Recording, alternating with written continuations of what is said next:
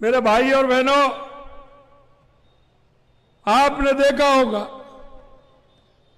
देश के यशस्वी प्रधानमंत्री नरेंद्र मोदी जी के नेतृत्व में पिछले 10 सालों में देश का विकास हुआ है। पहले जिस तरह की स्थिति थी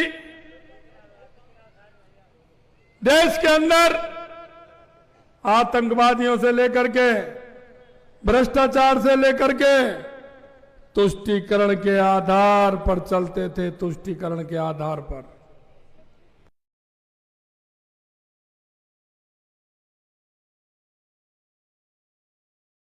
ये कांग्रेस की भ्रष्टाचार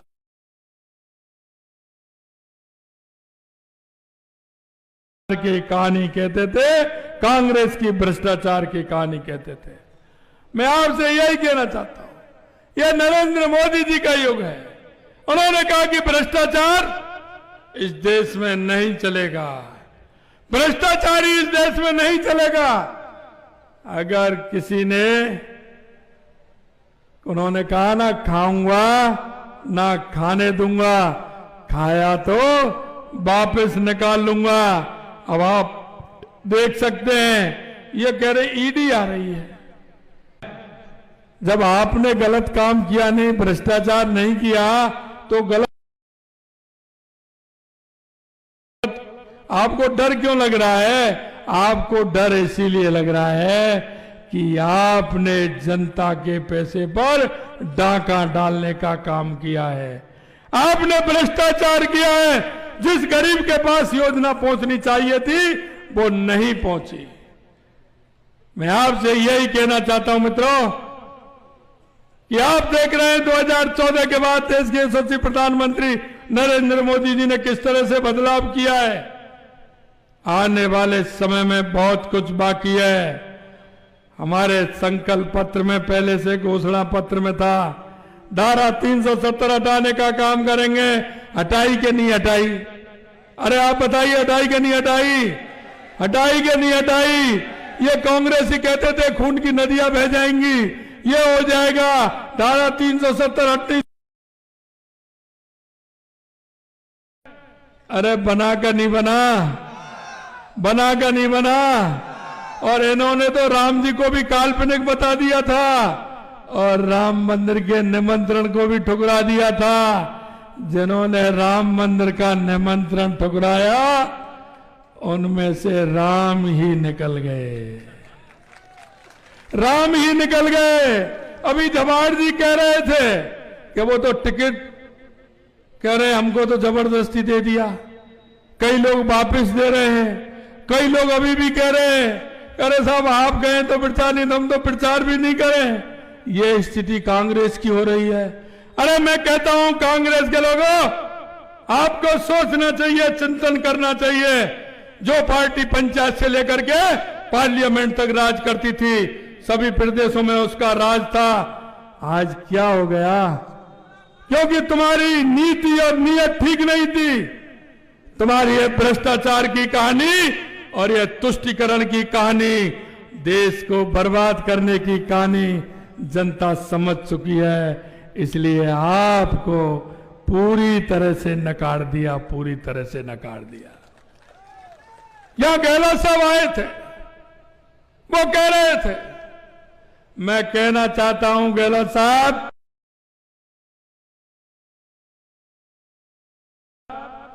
आपकी सरकार चलाने की मजबूरी होगी, लेकिन इस जनता को भ्रष्टाचार में डुबोने की किसकी जिम्मेदारी थी? किस तरह से भ्रष्टाचार हो रहे थे? उन युवाओं के आंसू जिन्होंने पेपर दिए, उन किसान पुत्रों की हालत देखिए। ये एसओजी तो पहले भी थी, कहां तुम्हारी एसओजी गई थी? हमने जनता के बीच में वादा किया था, हमने ये कहा था कि अगर हमारी सरकार आएगी तो हम एसआईटी गठित करेंगे, और जिन्होंने पेपर नकल का काम किया है उनको अंदर डालने का काम करेंगे, अंदर डालने का। और आपने देखा होगा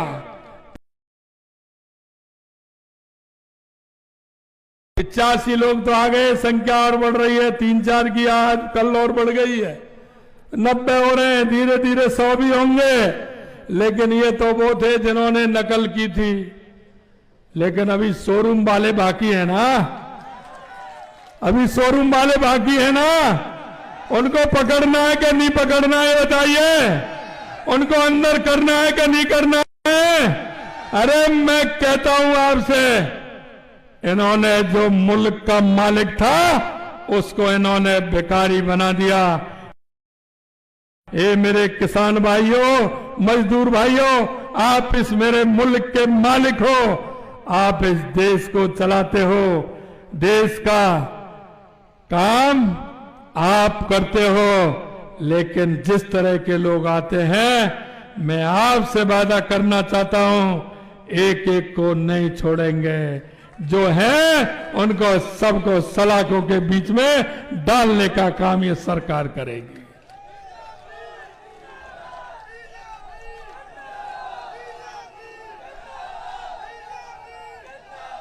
मैं आपसे कहना चाहता हूं मेरे भाई और बहनों, किसान के दर्द को मैं जानता हूं। 14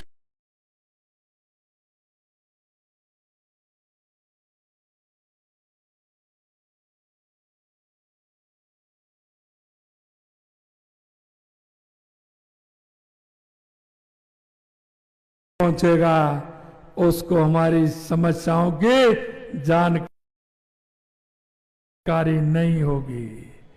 मैं आपसे यही कहना चाहता हूं मेरे भाई और बहनों, देश के यशस्वी प्रधानमंत्री नरेंद्र मोदी जी गरीबी से निकले हैं, उन्होंने गरीबी को नजदीकी से देखा है, वो माता बहनों की समस्या जानते हैं,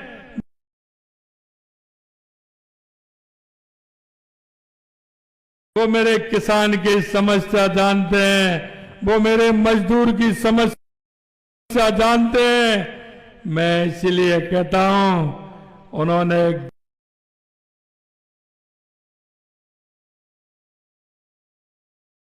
गरीब कल्याण की योजनाएं, किसान की योजनाएं,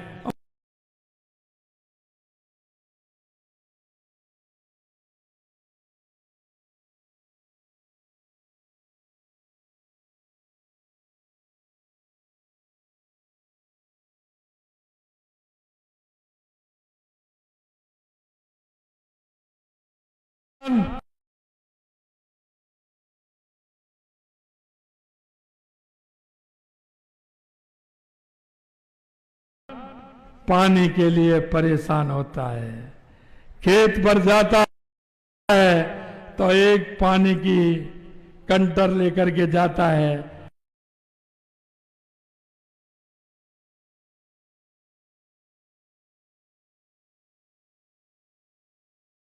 पानी की पहले व्यवस्था करता है, खेत में मजदूर भी लगते हैं तो उनको भी पहले पानी की व्यवस्था करता है। जब उनको लेकर के जाता है, अरे इनको क्या पता है, ये तो फार्म हाउस वाले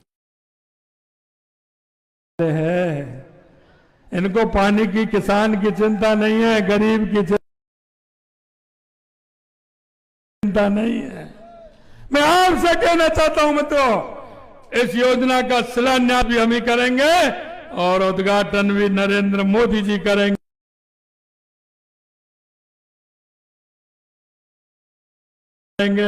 ये मैं आपसे कहना चाहता हूं मित्रों, जिस तरह से इन्होंने काम किया है, जनता पूरी तरह से नकार चुकी है। और आप देख रहे हैं, आए दिन समाचार पत्रों में पढ़ते हैं, टीवी में पढ़ते हैं, कांग्रेस की तो स्थिति ये हो गई, 4 लोग, कोई अगर लोकसभा से 10 लोग चले जाएं और वो कहे कि आप हमसे समझौता कर लो, तो वो तो तैयार बैठे हैं ना, वो तो बिल्कुल तैयार बैठे हैं। वो कहते हैं आइए भाई साहब, कम से कम आप टिकट ले जाएंगे तो आप चुनाव तो लड़ लेंगे, हमारे तो सब लोग दूर भाग रहे हैं, कोई चुनाव में आना ही नहीं चाहता। मैं आपसे कहना चाहता हूं मित्रों, जिसकी नीति और नियत में खोट होता है उसका यही इल्जाम होता है। मैं आपसे एक बात और कहना चाहता हूं, 70 साल के अंदर इस कांग्रेस ने जिस तरह से भ्रष्टाचार किया है, इन जो ये परिवार की पार्टी है या जाति की पार्टी, इन्होंने जो काम किया है, इन्होंने राजनीतिक दलों को और राजनीति, हम आपको भरोसा दिलाना चाहते हैं, हम आपसे कहना चाहते हैं, देश के यशस्वी प्रधानमंत्री नरेंद्र मोदी जी जो कहते हैं वो करते हैं, वही कहते हैं। ये देश की जनता को विश्वास है, देश की जनता को विश्वास है। इसीलिए तो कहते हैं सपने नहीं हकीकत बुनते हैं, और इसीलिए तो मोदी जी को चुनते हैं।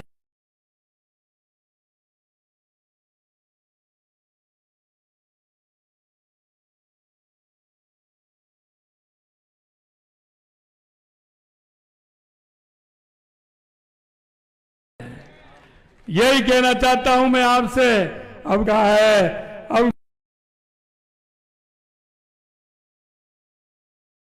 की बार, अब की बार, अब की बार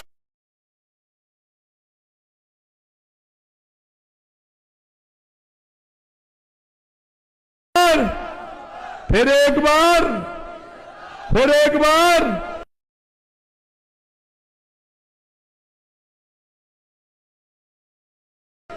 आप सभी तैयार हैं तो ऊपर हाथ खड़े करिए